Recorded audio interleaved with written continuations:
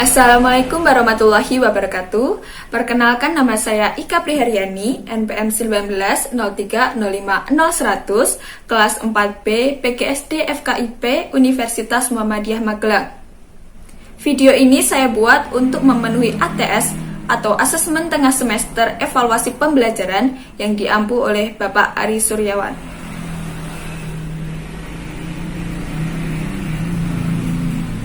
Oke, langsung saja.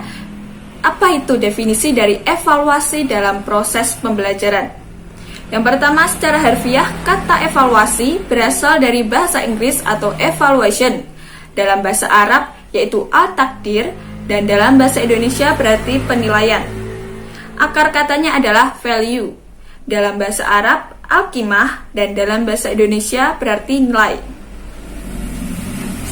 Menurut Edwin Ward dan Gerald W. Brown 1977, evaluation refer to the act or process to determining the value of something. Menurut definisi ini, istilah evaluasi itu menunjuk kepada atau mengandung pengertian suatu tindakan atau suatu proses untuk menentukan nilai dari sesuatu. Nah, apabila definisi evaluasi yang dikemukakan oleh Edwin Ward dan Gerald W. Brown itu untuk memberikan definisi tentang evaluasi pendidikan, maka evaluasi pendidikan itu dapat diberi suatu pengertian, yaitu sebagai tindakan atau kegiatan atau suatu proses dalam menentukan nilai dari segala sesuatu dalam dunia pendidikan, yaitu segala sesuatu yang berhubungan dengan atau yang terjadi di lapangan pendidikan itu sendiri. Dengan kata lain, evaluasi pendidikan adalah kegiatan atau proses penentuan nilai pendidikan sehingga dapat diketahui mutu atau hasil-hasilnya dalam pendidikan itu sendiri. Kemudian menurut Gurnland dan Lin 1990 mendefinisikan bahwa evaluasi pembelajaran adalah suatu proses mengumpulkan, menganalisis, dan menginterpretasi informasi secara sistematik untuk menetapkan sejauh mana ketercapaian tujuan pembelajaran. Evaluasi pembelajaran merupakan evaluasi dalam bidang pembelajaran. Tujuan evaluasi pembelajaran adalah untuk menghimpun informasi yang dijadikan dasar dalam mengetahui taraf kemajuan, perkembangan, dan pencapaian belajar siswa, serta keefektifan pengajaran guru. Evaluasi pembelajaran mencakup kegiatan pengukuran dan penilaian. Evaluasi pembelajaran diartikan sebagai penentuan kesesuaian antara tampilan siswa dengan tujuan pembelajaran. Dalam hal ini, yang dievaluasi adalah karakteristik siswa dengan menggunakan suatu tolok ukur tertentu. Karakteristik-karakteristik tersebut dalam ruang lingkup kegiatan belajar mengajar adalah tampilan siswa dalam bidang kognitif, afektif, dan psikomotor. Dalam bidang kognitif yaitu pengetahuan dan intelektual, afektif yaitu sikap, minat, dan motivasi. Dalam psikomotor yaitu keterampilan, gerak, dan tindakan. Pembahasan selanjutnya yaitu pentingnya evaluasi pembelajaran. Yang pertama, untuk mengetahui tercapainya tindakan tujuan pengajaran. Dalam hal ini adalah tujuan instruksional khusus. Dengan fungsi ini dapat diketahui tingkat penguasaan bahan pelajaran yang seharusnya dikuasai oleh para siswa.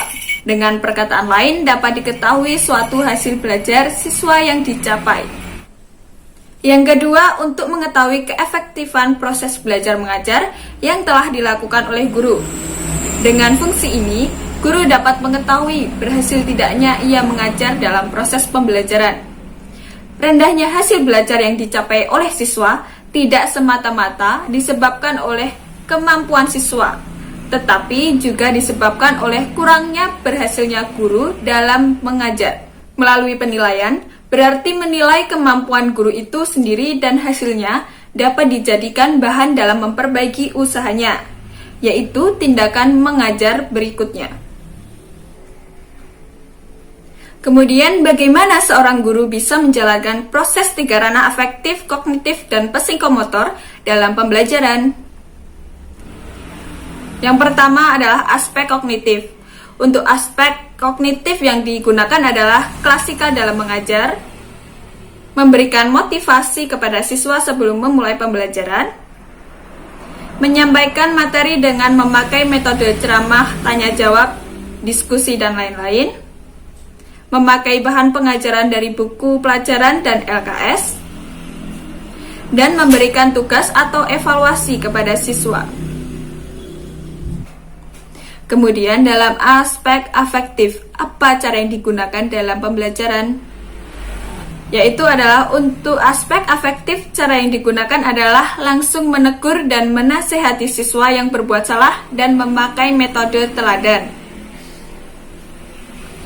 Kemudian untuk aspek psikomotor, aspek psikomotorik memakai metode demonstrasi dan tidak melakukan bimbingan belajar setiap belajar, hanya saja disesuaikan dengan materi.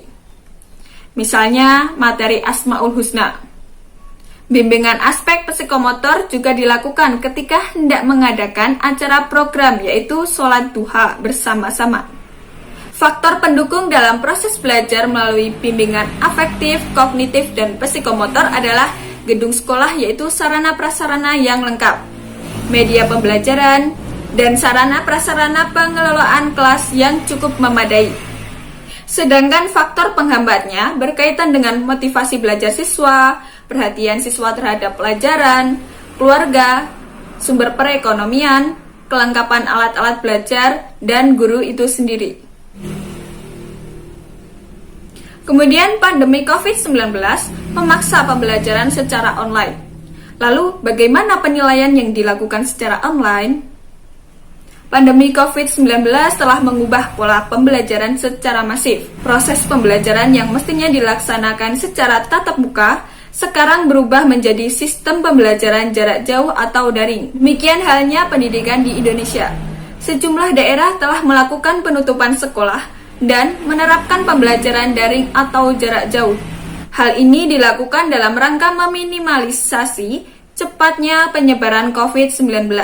Kebijakan penutupan tersebut sebagai respon terhadap kebijakan dan imbauan pemerintah untuk melakukan social distance atau jaga jarak. Nah, yang menjadi pertanyaan, bagaimana penilaian yang dilakukan secara online? Yang pertama, berdasarkan peraturan yang berlaku. Penilaian pembelajaran harus dilakukan tanpa adanya tatap muka atau mengumpulkan siswa, terkecuali jika suatu pembelajaran telah dilaksanakan sebelum turunnya edaran tersebut. Hal ini ditetapkan sebagai kebijakan terkait pandemi. Situasi yang belum memungkinkan untuk melaksanakan tatap muka dalam proses pembelajaran termasuk ujian, membuat pelaksanaannya mengandalkan jaringan online dalam daring. Hal ini menjadi upaya untuk memutus rantai penyebaran COVID-19. Yang kedua, penilaian dilakukan dalam bentuk portofolio. Hal ini dilakukan dalam bentuk portofolio, di mana mencari nilai rapor dan prestasi pada penugasan sebelumnya. Adapun tugas-tugas tersebut seperti tugas harian, pengambilan nilai asesmen lainnya yang dilakukan secara jarak jauh. Kemudian yang ketiga, saat memberikan kegiatan pembelajaran harus dapat bermakna. Hal ini berarti bagaimana suatu aktivitas menjadi bermakna bagi para siswa. Hal ini lebih efektif untuk mendukung siswa lebih berkarakter dan mampu bersikap cerdas sehingga siswa dapat memahami kondisi lingkungan maupun proses pembelajaran saat ini. Yang keempat, menggunakan metode daring dengan jaringan internet. Metode daring dapat dilaksanakan atau dilakukan oleh wilayah-wilayah kota besar atau pada kondisi siswa yang mumpuni atau mampu. Hal ini juga menjadi cara guna mengambil nilai melalui tugas harian, tugas tengah semester, maupun tugas semester genap. Hal ini tetap dioptimalkan sebaik mungkin agar dapat menunjang proses belajar meski hanya menggunakan aplikasi maupun platform meeting. Yang kelima, menggunakan metode luring atau tanpa jaringan. Metode luring adalah metode di luar jaringan, yakni proses belajar mengajar yang tetap dilaksanakan tanpa tatap muka. Hanya saja menggunakan bantuan, seperti pengerjaan tugas portofolio dan lain sebagainya, di mana siswa harus mengambil tugas tersebut di sekolah atau tempat yang sudah disediakan. Hal ini juga disesuaikan berdasarkan kondisi dan pertimbangan yang ada. Yang keenam, menggunakan metode kombinasi. Menggunakan metode kombinasi dapat diartikan sebagai penggabungan antara metode daring dan metode luring. Hal ini juga kembali pada kondisi geografis maupun wilayah terhadap akses internet, termasuk dengan kondisi masing-masing siswa berdasarkan ekonomi. Metode kombinasi ini dapat berupa pembagian tugas secara online dan penyerahan secara offline dalam bentuk portofolio atau tugas tercetak. Hal ini juga banyak diterapkan pada berbagai wilayah di Indonesia, guna mengambil nilai ujian maupun tugas harian. Sekian dari saya, mohon maaf apabila ada salah kata maupun apabila ada kekurangan mohon dimaklumi. Wassalamualaikum warahmatullahi wabarakatuh.